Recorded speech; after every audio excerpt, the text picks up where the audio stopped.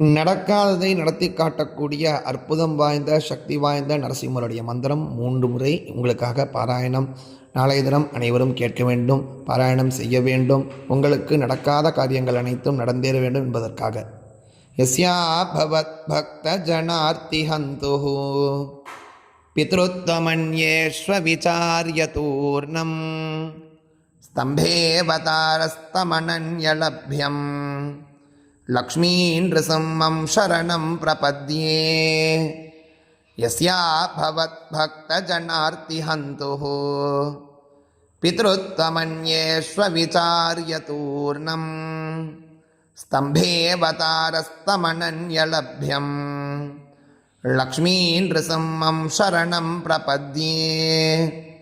யஸ்யா பவத் பக்த ஜனார்த்தி ஹந்துஹு பித்ருத்வமன்யேஷ்வ விசார்ய தூர்ணம்